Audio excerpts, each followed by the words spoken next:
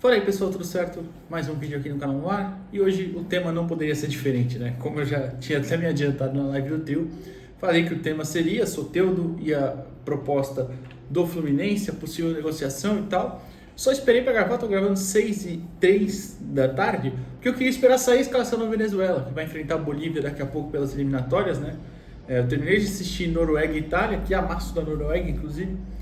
Depois começou Colômbia e Peru, né? Falei, vou esperar já a escalação para ver se ele ia ficar no banco ou não, né? Porque tem uma questão aí importante a se dizer nesse tema todo, né? Mas enfim, vamos falar sobre isso aqui hoje. Antes, peço para você deixar o like aqui no vídeo, se inscrever no canal. Se quiser se tornar membro também, fica aqui embaixo sempre o seja membro, se não, só deixando o like e se inscrevendo já é muito importante de verdade mesmo, tá bom? Vamos lá, a notícia que saiu primeiro com o jornalista Carlos, calma aí, deixa eu abrir o nome do rapaz, do jovem, mas que ele tem um portal que fala de futebol venezuelano. Primeiramente ele soltou a notícia de manhã cedo, né, e depois Lucas Mussetti confirmou lá no UOL e trouxe algumas informações a mais. Carlos Taracher, é isso? Tarache. Enfim, tem o Solo Venex, o perfil dele fala sobre futebol venezuelano. Beleza, só para dar o crédito da informação certinho mesmo. Aí o Lucas Mussetti apurou depois, né, que realmente aconteceu a proposta do Fluminense. O problema é que o Carlos publicou que o Soteldo já estava muito próximo de ser jogador do Fluminense. Eu vou ficar mais com a apuração do Mussetti, de que ainda não está próximo desse jeito, que as conversas seguem acontecendo, mas a ideia era para o Flu já ter ele no Mundial, né? E o Flu, inclusive, mandou a lista ontem, né, dos seus inscritos para o Mundial, só que pode modificar até o dia 10, que é até terça-feira que vem, curiosamente, quando fecha a janela de transferência, né? Essa janela de exceção, né? Depois só abre de novo dia 11 de julho, e aí já acabou o Mundial, né? Obviamente. O Mundial começa para o Flu no dia 16. Mas, de qualquer forma, se quiser o Soteldo já na competição, tem que inscrever até terça-feira, né? Que, inclusive, é outro jogo da data FIFA, né? Acho que é terça-feira, mas tudo bem, enfim. Bom, a matéria do UOL disse, né, que o Fluminense fez uma proposta de compra ao Santos por Soteldo, que a ideia era ter já no Super Mundial. Porém, o Santos, um dirigente, pelo menos do Santos, confirmou ao Lucas Mussetti que achava difícil que o negócio saia, porque o Fluminense não deve chegar onde o Santos quer, falando em valores, né? A gente já volta nessa questão dos valores já. Aí fala, o Soteldo tá na Venezuela, né, na data FIFA, tá no banco. O técnico lá é o Renato Gaúcho, que adora o Soteldo, bom lembrar disso também, né? Enfim, aí um último parágrafo da matéria diz que o Santos entende que o Soteldo é diferenciado tecnicamente, mas tem dúvidas sobre poder contar com ele. Eu acho que isso é um ponto também muito importante a voltar daqui a pouco. O baixinho sofre com sucessivas lesões musculares, mesmo assim a intenção não é se desfazer facilmente do atleta. Beleza. Eu vou voltar no ponto do Santos, onde o Santos quer chegar, né? Onde o Santos quer, né? Aliás, se o Fluminense não vai chegar onde o Santos quer. No ano passado, quando ele estava emprestado ao Grêmio, né? O valor fixado era 5 milhões de dólares. O Grêmio não quis pagar. 5 milhões de dólares por 50%, né? Do Soteldo, dos outros 50% ainda são do Tigres, lá do México. 50% deve dar 5 milhões de dólares, deve dar uns 28 milhões de reais, né? Por aí. Então, vamos partir desse valor inicial, tá? O outro ponto que eu falei é sobre poder contar. Não, esse eu vou deixar para depois, cara. Vou deixar para depois. Fala da questão do valor primeiro. Eu acho que seria... Aliás, já vou dar minha opinião direta, né? Mas é que já vai juntar com o valor. Mas eu acho que seria interessante uma venda. E não só uma venda, talvez até uma troca por jogadores. E eu explico. Partindo já para a parte do poder contar, né? Primeiro que eu acho que dá para você pensar num negócio aí de valor mais algum jogador, por mais que seja um valor menor.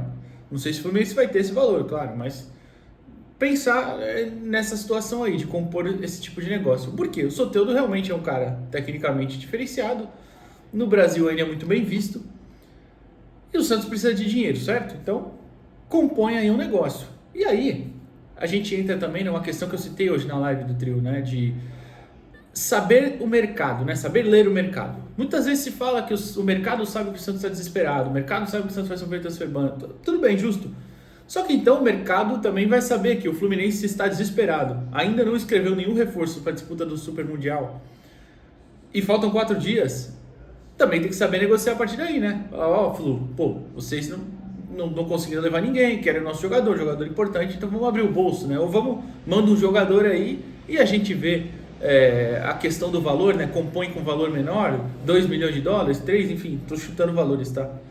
O Santos também tem que saber ler o mercado. Pelo amor de Deus, uma vez a maré tem que ser para nós, né? Até na taxa de vitrine do Léo Godoy, nem isso a gente colocou, por exemplo. E já que agora a gente tem o Alexandre Matos, né? Deixa eu me ajeitar aqui na cadeira.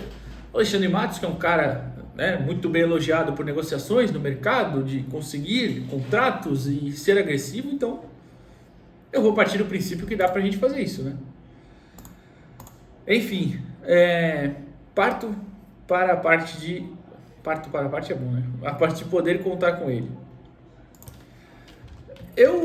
No começo do ano, eu fiz um vídeo aqui no canal. Aliás, eu acho que foi no ano passado, já final do ano passado, quando a gente estava já prestes a subir, algo do tipo. E falava sobre o Soteldo, sobre reintegrar ou não, vender ou não, enfim, né? E eu falei que eu não gostaria de contar com o Soteldo esse ano, não por conta da qualidade, falta de qualidade dele, ou, né, enfim, algo do tipo, não. Porque é um jogador que, apesar de eu achar ele superestimado, ele é um bom jogador. Não posso chegar aqui e falar que não. É um bom jogador, principalmente a nível Brasil. Só que eu acho que ele tem limitações que quebram muito o quanto ele pode impactar dentro de uma partida. E quando elas não estão bem num contexto muito bem favorável para ele, igual foi 2019, por exemplo, que aí eu vou chegar lá falando na questão de não só dos gols, mas pontuar ali os gols, por exemplo. Em 2019 ele foi um cara muito participativo no ataque, teve 12 gols e 7 assistências, por exemplo. Mas ele tinha um contexto ali mais favorável, né, para ele e para o time inteiro, claro, mas ele era mais participativo durante o jogo e conseguia impactar direto no jogo, né? Mesmo às vezes sendo só, entre aspas, um driblador. No ano seguinte, 2020 mesmo, também foram 7 gols e 9 assistências em 46 jogos, números mais baixos, mas ainda assim decentes, né? O problema é que desde que ele voltou para cá e a gente depende dele como uma principal referência técnica, não rolou, simplesmente não rolou. Claro, que aí eu também vou falar, não posso ser injusto e falar que não tiveram bons jogos. Tiveram bons jogos, a própria estreia na temporada contra o Mirassol, ele faz um grande jogo, aquela partida. Contra quem mais? Contra o... Eu vou olhar a lista de jogos aqui porque eu não vou lembrar de cabeça, mas contra o Mirassol foi uma partida muito boa dele mesmo. E eu não posso ser injusto aqui. Mas enquanto eu procuro, eu volto a falar. Eu fiz esse vídeo falando, né, que eu não queria de volta porque eu achava que era um ciclo que já tinha encerrado. Era um cara que tinha essas limitações que impactavam diretamente o quanto ele podia ser importante dentro de um jogo. E os comentários são muito divididos naquele vídeo. Eu fui olhar até agora, antes de gravar. Realmente muita gente falou que não, muita gente falou que sim, bem igual, sabe? E por diversas razões ali, o pessoal ainda com raiva. Eu até falei, eu sei que o pessoal brincava, né? Já aceitamos de volta o Lucas Lima. Eu achava que isso não era parâmetro, sigo não achando, porque aquilo é um absurdo. E ainda pensei, ainda citei, né? Depois de 2, 3 bons jogos do Paulista, o pessoal esquece. E eu acho até que esqueceu. O problema é que a fase tá ruim e ele, sendo um dos principais jogadores, um dos mais técnicos, não consegue corresponder. Isso é um grande problema, ele não consegue corresponder dentro do que a gente precisa. Então, assim, e aí? Não teve nada demais até agora, né? Em questão de atuações e tudo mais, né? Eu tô olhando, por exemplo, eu falei que eu ia ver os jogos, né? Só pra ver os bons jogos que ele teve. Eu nem lembro, pra falar a verdade. Eu tô olhando aqui e falo, caraca, que jogo que ele teve bom aqui. De verdade, não lembro. Mas, assim, pra ser justo, tô falando. Ele teve bons jogos, contra o Mirassol, pra mim, foi um exemplo. Mas tá, pontuamos isso aí, beleza? Contra o Grêmio. Pô, a derrota contra o Grêmio, por exemplo. Ele vai bem naquele jogo, é verdade. Era o único que criava alguma coisa. Mas ele também teve partidas desastrosas, né? Tipo contra o Corinthians. Nas duas vezes contra o Corinthians, inclusive, né? No Paulista e no Brasileiro. Teve jogo contra o Novo Horizontino. Enfim, tá. Eu não quero puxar para nenhum lado pelas atuações desse ano.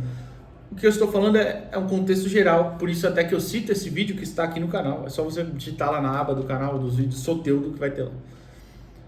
Enfim, e aí voltando até, dei essa viajada, né? Divaguei com o assunto, né? Dentro do assunto, mas não posso esquecer que eu estava falando sobre poder contar com ele, né?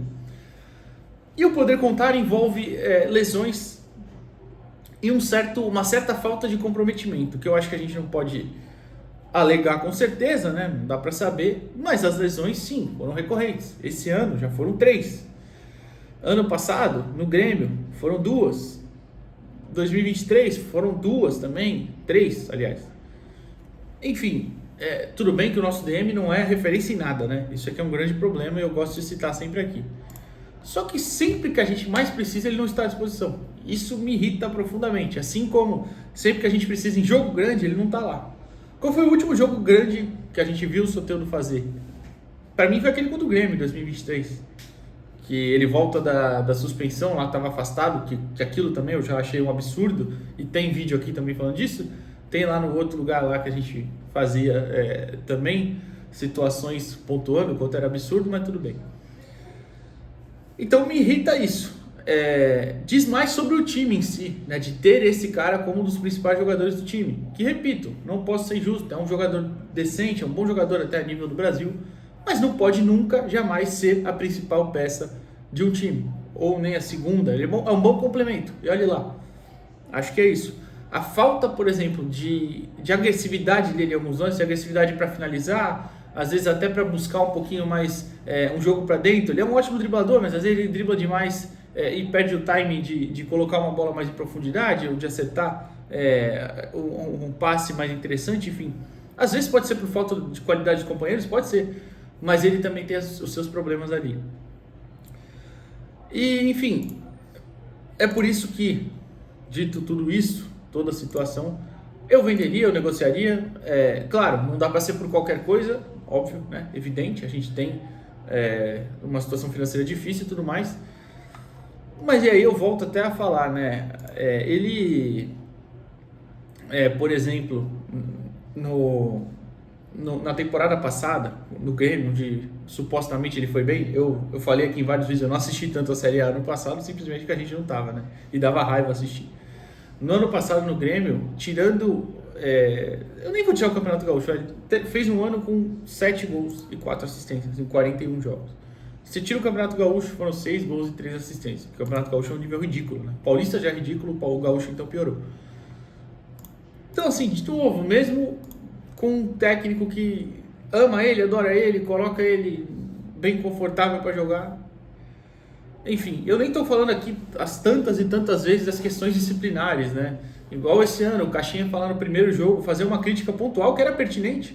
E não foi nada demais ele ser indisciplinado taticamente e fez biquinho. Aí é difícil, sabe, gente? Eu nem vou contar também o fato de se lesionar toda hora e quando a seleção chama, ele está à disposição. Eu entendo que dessa vez a recuperação ia ser feita lá, mas vocês acham mesmo que se fosse aqui ele ia forçar? Enfim, tudo bem. Acho isso. Eu negociaria se a proposta fosse boa, buscaria peças interessantes no elenco do Fluminense, não sei se tem, né? O pessoal fala muito do Guga hoje na live do trio, pode ser. Eu gosto do Bernal, o volante, mas também teve alguns problemas físicos, né? Mas acho um bom jogador. Eu vi gente falando do Keno. O Keno, se fosse o Keno de uns anos atrás, com certeza. O Keno desse ano, já com seus 35, eu já não sei se vira, né? Apesar do Keno esse ano ter, por exemplo, os mesmos 17 jogos do Soteldo, as mesmas 3 assistências e ainda tem 4 gols, né? 1 na Copa do Brasil, na Sul-Americana e 2 no Carioca também, que tem um nível mais baixo, é bom a gente pontuar isso. Mas enfim, só citando aqui, eu acho que dá para costurar um bom negócio. E seria interessante, eu pelo menos vejo como interessante esse fim de ciclo. Enfim, o que você pensa sobre isso? Levando em consideração todos esses pontos, claro. Quero escutar a sua opinião. Deixa o like aqui no vídeo, se inscreve no canal e até a próxima, pessoal. Valeu!